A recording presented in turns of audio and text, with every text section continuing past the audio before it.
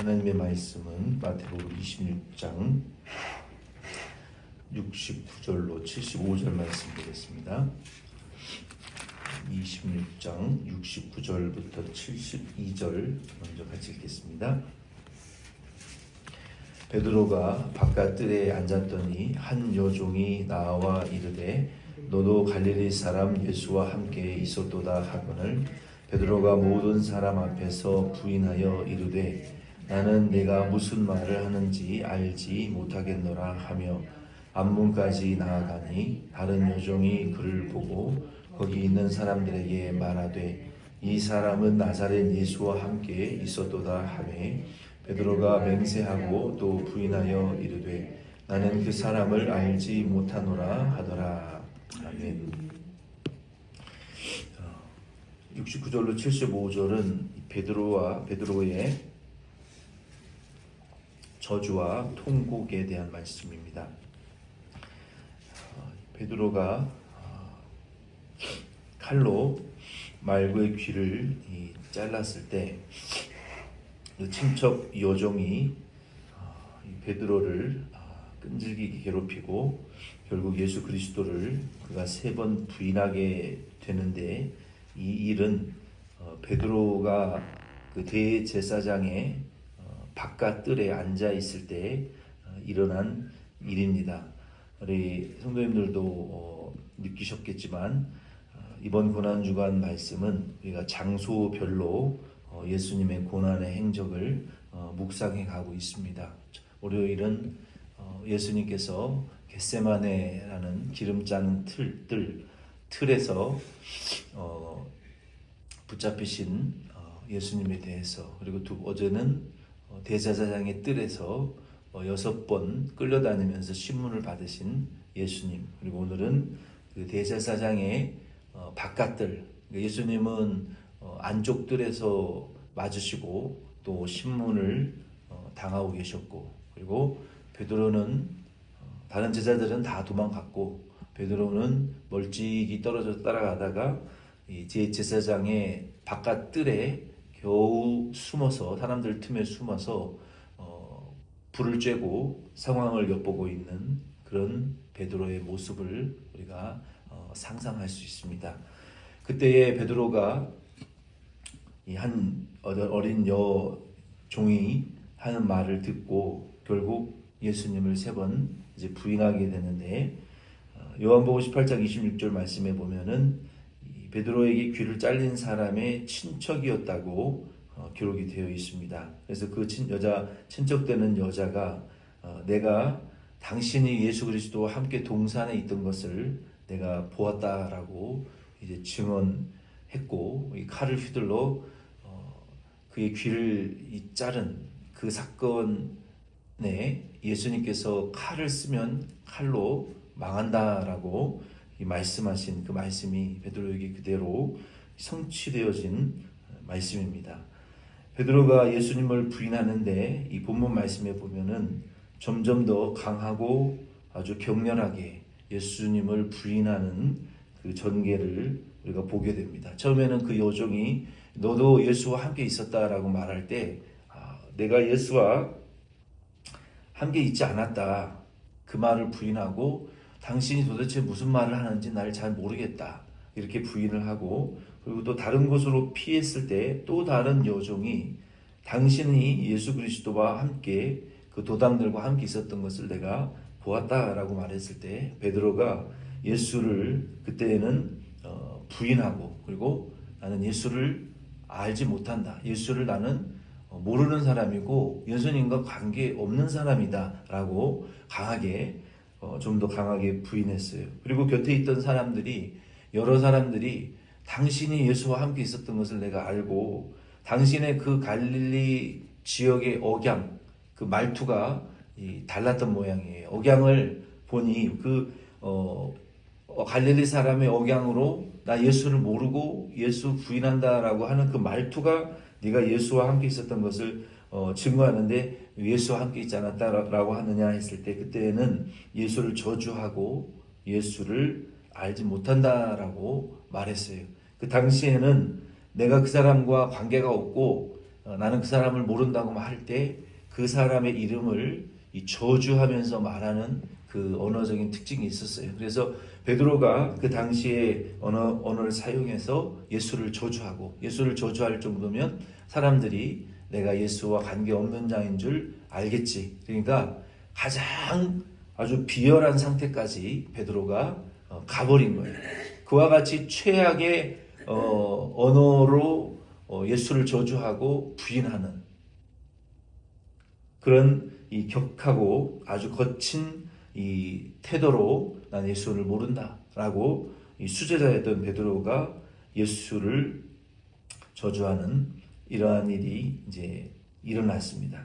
73절로 75절 우리 같이 읽겠습니다. 조금 후에 곁에 섰던 사람들이 나와 베드로에게 이르되 너도 진실로 그 도당이라 내 말소리가 너를 표명한다 하거늘 그가 저주하여 맹세하여 이르되 나는 그 사람을 알지 못하노라 하니 곧 닭이 울더라. 이에 베드로가 예수의 말씀에 닭 울기 전에 내가 3번 나를 부인하리라 하심이 생각나서 밖에 나가서 심히 통곡하니라. 아멘. 베드로가 예수님께서 미리 하신 말씀을 생각하고 이제 울었습니다.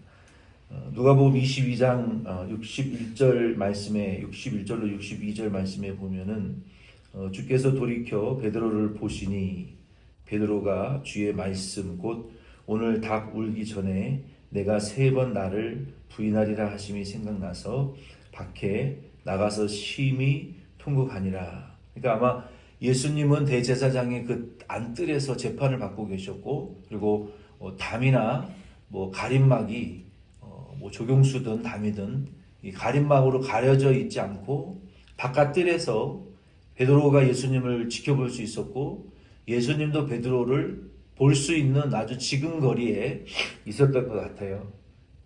그때 베드로가 예수님을 모른다고 3번 딱 부인할 때 예수님께서 딱 그 순간에 베드로를 쳐다보셨고 베드로와 예수님의 눈이 딱 마주쳤어요.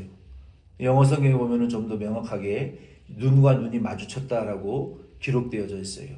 그 예수님을 딱 마주쳤을 때 베드로가 얼마나 양심의 가책을 받고 맞으시고 고난당하시고 신문당하시는 그 예수님의 모습과 그리고 예수님을 부인하고 저주하고 격렬하고 거칠게 모른다고 내쳤던 그 예수님의 모습을 보고 얼마나 고통스러웠겠어요. 더군다나 베드로는 마가복음 14장 27절로 31절 말씀해 보면은 예수님께서 이런 말씀을 하셨어요. 제자들에게 이르시되 너희가 다 나를 버리리라. 이는 기록된 바 내가 목자를 치리니 양들이 흩어지리라 하였음이니라. 그러나 내가 살아난 후에 너희보다 먼저 갈릴리로 가리라. 베드로가 여짜오되 다 버릴지라도 나는 그리하지 않겠나이다. 예수께서 이르시되 내가 진실로 네게 이르노니 오늘 이 밤 닭이 2번 울기 전에 내가 3번 나를 부인하리라. 베드로가 힘있게 말하되 내가 주와 함께 죽을지언정 주를 부인하지 않겠나이다 하고 모든 제자도 이와 같이 말하니라. 예수님께서 미리 예언하셨어요. 다 나를 버리고 도망갈 것이고 베드로는 다른 제자들은 다 버려도 다른 제자들은 다 배반해도 나는 배반하지 않을 걸 주님 알아주십시오.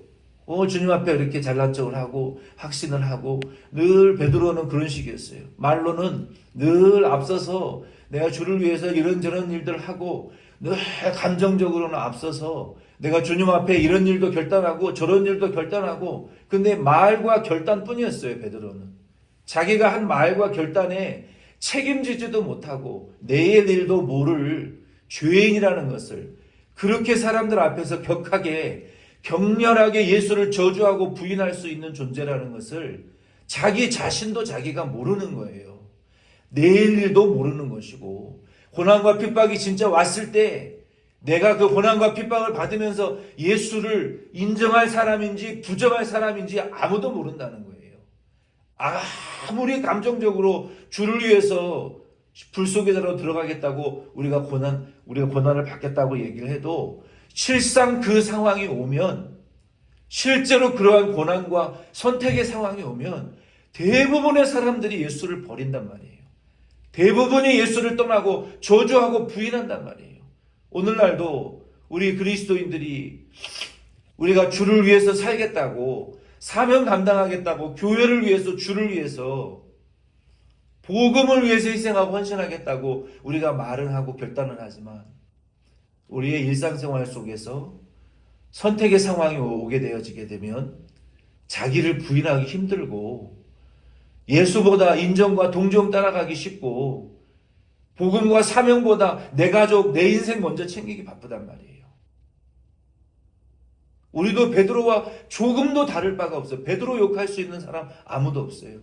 우리는 베드로보다 더하면 더했지, 더 예수를 저주하고 생활로 욕하고 우리의 삶과 우리의 인생으로 예수를 부인하지, 베드로보다 덜할 사람은 없다는 거예요. 오늘 이 모습이 철저한 우리의 모습이고, 매일의 우리의 삶 속에서 예수를 부인하고 부정하고 예수가 없는 것처럼, 예수가 다시 오시지 않을 것처럼, 부활이 없는 것처럼, 하나님의 나라가 오지 않는 것처럼, 재림이 없는 것처럼 우리는 살고 있잖아요. 얼마나 베드로가 자신만만했어요. 얼마나 다른 제자들은 무시하고 자기는 잘났다고 다 부인해도 나는 절대로 안 그렇지 못해요. 우리 자신은.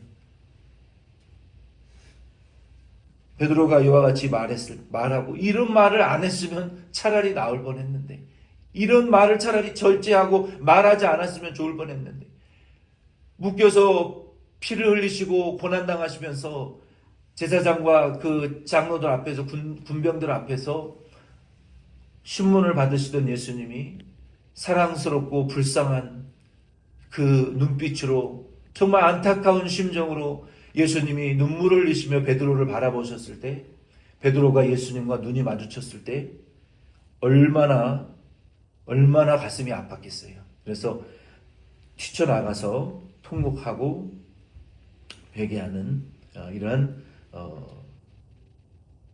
일이 일어났습니다. 베드로는 구전에 의하면 그래서 새벽 닭이 울 때마다 잠을 잘 수가 없었다고 해요. 새벽 닭이 울 때마다 그 두 닭, 예수님과 눈이 마주쳤을 때 그 예수님의 눈빛을 잊어버릴 수가 없어서 새벽에 닭이 울 때마다, 새벽 닭은 얼마나 일찍 일어납니까?